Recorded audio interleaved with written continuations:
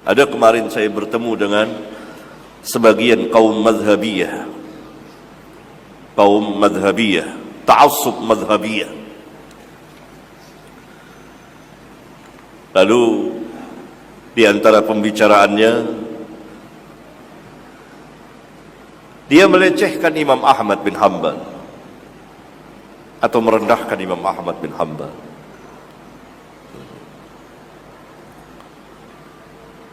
Maka saya tegur, tidak boleh merendahkan seperti itu. Tahukah antum siapa Imam Ahmad itu? Imam Ahlus Sunnah dan seterusnya. Ada yang katakan, iya, masyarakat kita di Indonesia ini kan hanya kenal Syafi'i. Saya jawab, mereka tidak tahu Syafi'i. Kalau mereka kenal Syafi'i, kalau mereka ngikutin Syafi'i, mereka berada dalam sunnah. Mereka hanya kenal nama, tapi tidak tahu siapa Syafi'i, apa akidahnya Syafi'i, apa amalnya Syafi'i.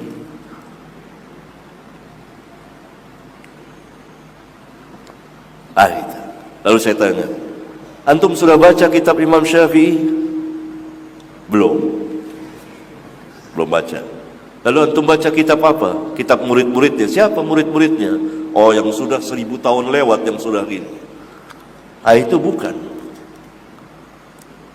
Jadi dia sendiri tidak mengenal Syafi'i, tidak tahu siapa Syafi'i itu, apa akidahnya Syafi'i, apa amalnya Syafi'i. Apa Imam Syafi'i tahlilan? Imam Syafi'i zikir-zikir rame-rame, kemudian salaman-salaman. Walhal di kitabnya Imam Syafi'i mengatakan bahwa imam dan makmum hendaklah masing-masing berzikir dengan suara yang sir terdengar oleh dia. Hanya tidak tahu. Jadi hanya tahu nama. Begitulah. Sama dengan Ahlus Sunnah. Kita Ahlus Sunnah. Tahu nama siapa Ahlus Sunnah itu. Ada yang mengatakan kami akidahnya akidah Imam Abul Hasan Al-Asy'ari.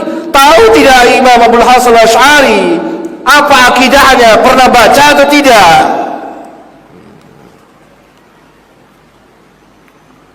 Demikian juga orang tidak tahu, memberikan cap Wahabi yang sesat, tidak tahu hakikatnya. Siapa Syekh Al-Imam Muhammad bin Abdul Wahhab rahimahullah ta'ala? Apa dakwahnya? Tidak baca, tidak tahu. Sama dengan orang yang ta'assub madhabiyah ini, dia tidak tahu. Iya, memang orang Indonesia Syafi'i, tapi tidak tahu siapa Syafi'i itu, apa akidahnya, apa amalnya, bagaimana mazhab beliau, enggak tahu.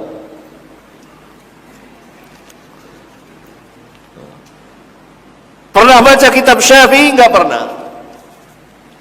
Ada. Bingung saya tanya begitu. Bahkan saya pernah ketemu dengan 2 orang intelektual salah satu organisasi besar dan calon kiai.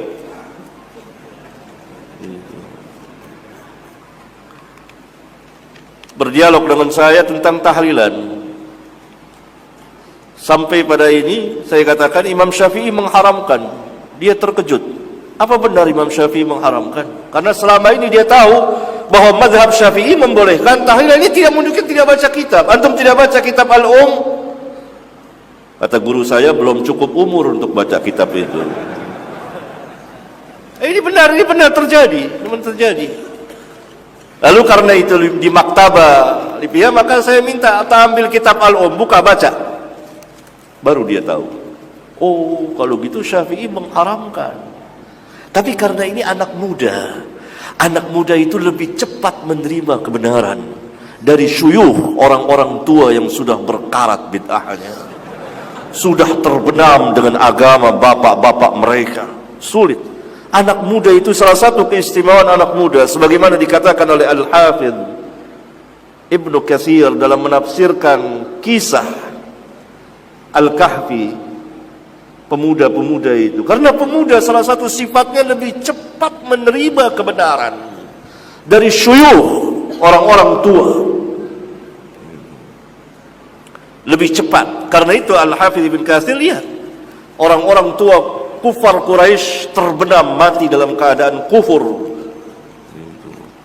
Pemuda-pemudanya masuk Islam. Nah, pemuda ini cepat, dia terkejut dan mau menerima. Falillahil hamd. Beda dengan orang yang saya temui semalam, syekh tua, susah, berkarat dengan bid'ah. Jangan kecil hati orang-orang tua. Gitu.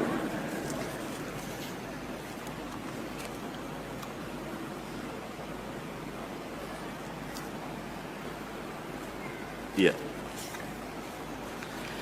Jadi orang banyak mengenal nama tapi tidak hakikinya, tidak tahu. Karena itu belajar.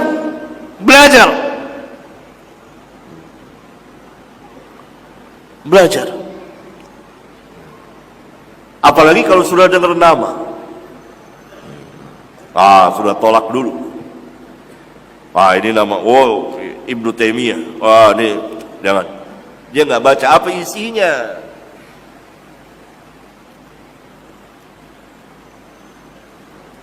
Pernah salah seorang ustadz, guru saya,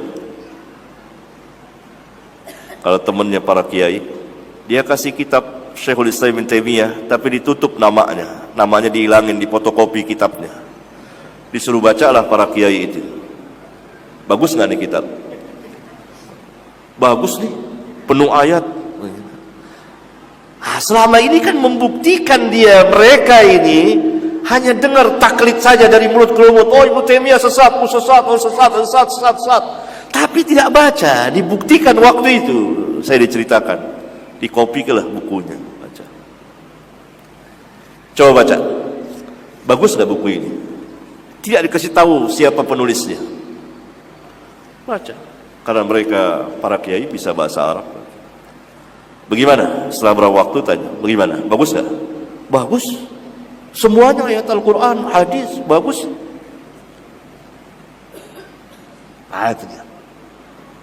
Berarti ketika mereka baca dan hatinya belum tidak marah dan memang betul-betul ingin belajar, Allah berikan hidayah bisa.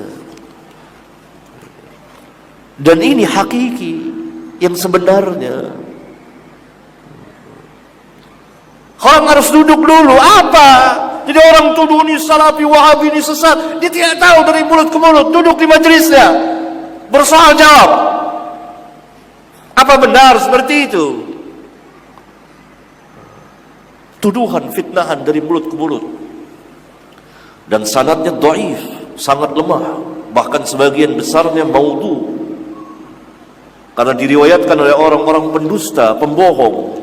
Bahkan sebagiannya tidak ada asal usulnya, beredar seperti itu. Fitnahan, tuduhan, beragam, bermacam tuduhan.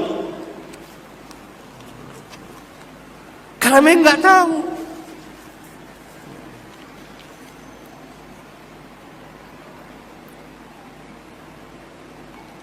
Hanya pengakuan, hanya pahaman. Seperti orang yang aku Indonesia, Malaysia, Brunei, mazhabnya Syafi'i.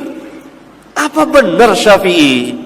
Muhammad bin Idris Asy-Syafi'i Al-Qurashi, orang Quraisy, Syafi'i yang mana?